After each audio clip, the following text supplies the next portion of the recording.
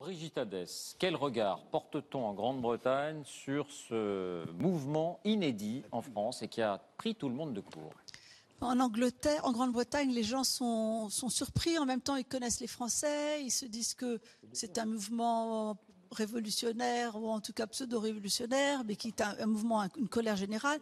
Ils ont aussi eu leurs problèmes eux-mêmes.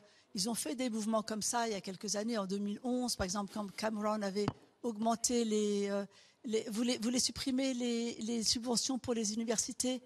Les étudiants sont allés dans la rue, il y a eu 1600 arrestations, il y a eu beaucoup de dégâts dans tout le pays. Donc, ça a eu, ils comprennent très bien. Je pense, madame, que le diesel en Angleterre est plus cher qu'en France, de 7 centimes par litre, ce qui est énorme. Et en 6 mois, les Anglais pour une famille qui a une voiture de 55 litres, pour faire le plein, c'est 6 euros de plus en 6 mois. Donc ils acceptent déjà beaucoup plus. Et ça s'est fait sans heurts, Mais ça n'est pas les taxes, là. Il y a moins de taxes, c'est le prix du pétrole. C'est le prix du pétrole qui a fait l'augmentation. Le prix du pétrole en Angleterre... Non mais... Oui, alors, le prix est plus élevé. Moi, je crois qu'ils ont l'impression aussi que la France est au bord d'un gouffre, quelque part, et qu'il faut faire quelque chose, mais ils savent très bien que ça ne sert à rien de subventionner des choses. Il faut trouver des emplois, il faut faire ce dont vous parliez. Il ne sert à rien Ils sont très pragmatiques, les Anglais. Hein. Même Voltaire les admirait déjà parce qu'ils étaient très pragmatiques.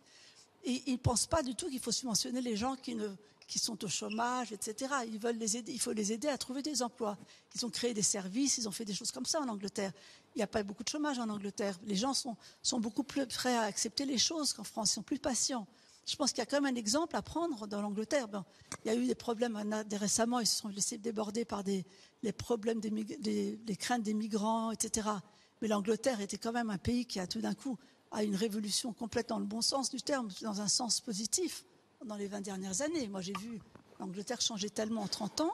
Donc, je pense qu'il y a quand même des choses à prendre sur eux. Et je pense que tout ce que je vois que vous décrivez, c'est une volonté de faire changer le gouvernement de cap pour vous donner une subvention.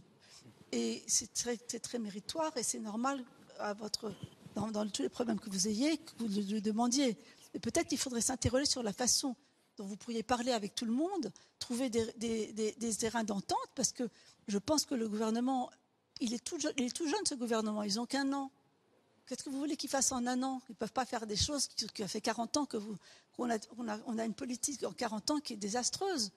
Donc maintenant, on paye ça. Donc il faut leur donner le temps, il faut accepter d'aller voir. Non, pas du tout. 3 mois, c'est rien. Vous devriez embrasser la proposition, aller à la rencontre et voir ce qu'ils ont à dire au lieu de vous bloquer. En fait, vu de l'extérieur... En attendant des subventions que vous n'aurez pas.